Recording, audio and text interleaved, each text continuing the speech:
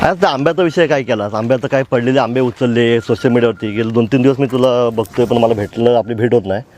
ते काय ते सोशल मीडियावर बघतोय पण आंबे पडले होते, त्या लोकांना काय तिथं डांबून ठेवलं. काय ना काय प्रकार काय झाला इथं? साहेब, आता तुम्ही पण जवळजवळ 14 वर्षे ह्या घटनेला जवळून फॉलोअप घेत आहे किंवा ह्या जो आता गोपालगड मुक्ती संग्राम जो आहे त्याचा जवळून तुम्ही अभ्यास केला आहे. तर त्याच्यामुळे डांबून ठेवणे किंवा श्रेयवाद दाखवणे असा काहीच त्याच्यामध्ये उद्देश नव्हता. त्या माझ्या शब्दाचा विपर्यास केला गेला आहे आणि त्यातून सुद्धा जर म्हणजे जे हे आंब्याचाच वाद होता तो जमिनीचा किंवा काय नाही. आणि जी न्यायिक प्रक्रिया सध्या चालू आहे त्या न्यायिक प्रक्रियेला आमची पुरातत्व विभागाला जरी आम्ही पाठिंबा दिला आणि त्यानुसारच पुढची न्यायिक प्रक्रिया पार होऊन, असं तुम्हाला पण माहिती आहे इथे काय प्रोसेस चालली आहे. पण कसं आलं माहिती आहे, आता उर्वरित महाराष्ट्रामध्ये संतापाची लाट उसळली आहे. बरोबर. आपण गेले 14 वर्ष तुझे वडील असल्यापासून आपण कायदेशीर लढा लढतोय. बरोबर. इथली वस्तुस्थिती काय ते आपल्या सगळ्यांना माहिती आहे. बरोबर. पण असं सगळं असताना तू जे काय तिथं वाक्य वापरलेस की बाबा हा गड माझ्या मालकीचा आहे, हे माझी खासगी प्रॉपर्टी आहे, हे तू हे असं बोलण्याचं काय कारण काय होतं? कारण तुला माहिती आहे की बाबा कोर्टामध्ये तू गेला होतास, कोर्टाने ते मान्य केलं नाही, तरी पण तुझ्या तोंडून मी वाक्य गेली आणि आता त्याचा प्रचंड संतापाची लाट पूर्ण महाराष्ट्रामध्ये उसळलेली आहे. म्हणजे असं बोलणं चुकीचं आहे ना. तुम्ही एक लक्षात घ्या, महाराष्ट्राच्या मातीमध्ये असले सगळे किल्ले, आपल्या सगळ्यांची भावना आहे की बाबा ते महाराष्ट्रातले सगळे किल्ले हे छत्रपती शिवाजी महाराज, छत्रपती संभाजी महाराजांचेच आहेत. आम्ही तर म्हणतो तुम्ही त्याचे गार्डियन होतात काही काळासाठी. आता आपण प्रक्रिया राबवतोय की नाही? आता आपली प्रक्रिया राबवली, तुमच्या ताब्यातून जाऊ सरकारच्या ताब्यामध्ये. आम्ही वैयक्तिकही तुम्हाला कधी हे केलं होतं, वैयक्तिक तुम्हाला कधी टार्गेट केलं होतं का? कधीच केलेलं नाही. किल्ला हा एकमेव विषय असा आहे की बाबा आमची सगळ्यांची भावना आहे की तो महाराजांचा आहे, छत्रपती संभाजी महाराज, छत्रपती शिवाजी यांचाच राहायला पाहिजे. त्याच्यात बाकी कुणाचा आमचा स्वतःचा पण नाही. सगळ्यांचा आदर झाला पाहिजे, सगळ्यांचा आदर. आणि आम्ही स्वतःकडे मागितले का किल्ले? आम्ही कुणाकडे मागितले? शासनाने घ्या सांगितले ना. इथली अंजनेची ग्रामपंचायत पण सक्षम आहे किल्ल्याचा सांभाळ करायला. ग्रामपंचायत स्वतःकडे मागितला का किल्ला? नाही मागितलेला ना.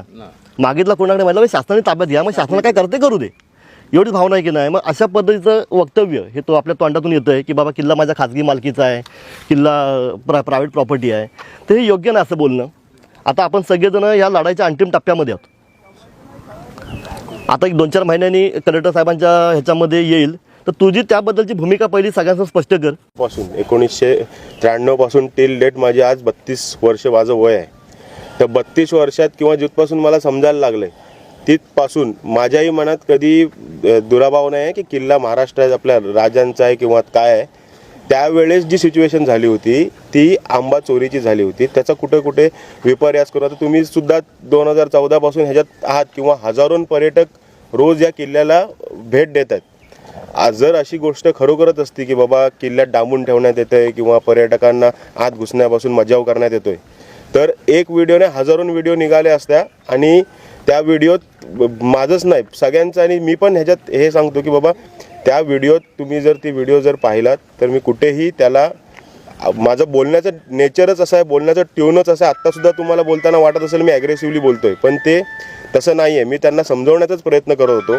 विषय असा होता की त्यांनी सुरुवातीला जेव्हा घटना घडली त्या घटनेला मी सुद्धा इथे उपस्थित नव्हतो.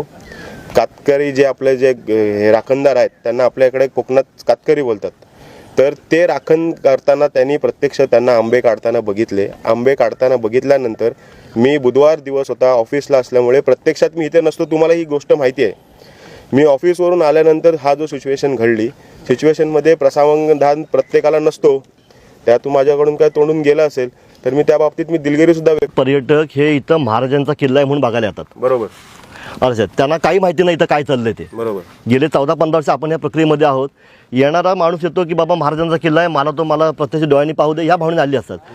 तर तुम्ही तुमच्या कामगारांना पण सांगा, इथं येणारा कुणाही अटका होता कामा नये, कुठल्याही पर्यटकाला अटका होता कामा नये. उलट तुम्ही सगळ्यांना सांगा की बाबा ही महाराजांची प्रॉपर्टी आहे, हा असा किल्ला आहे. तुम्ही 4 पावलं पुढे होऊन दाखवा, किल्ल्याची माहिती द्या. ज्यावेळी पुरातत्व विभाग पूर्ण ताब्यात घेईल तर ते ठेवतील, गाईड वगैरे ठेवतील, त्यांचे फलक लावतील. आता तुम्ही इतकी वर्ष याच्यामध्ये का तुमची पण जबाबदारी थोडीशी की बाबा सांगा की बाबा हा इथं बुरुज आहे, ही अशी तटबंदी आहे, इकडं मुख्य दरवाजा आहे. पर्यटकांना माहिती ती पण दिली गेली पाहिजे ना. आम्ही काय 24 तास देऊन थांबू शकत नाही. हे तुमचं पण काम आहे. पण हा जो काय गदारोळ झाला सगळ्या तुमच्या एका वक्तव्यामुळे, त्याच्यामुळे आपण कुठंतरी सगळे मागे आलो या सगळ्या गोष्टीमुळे.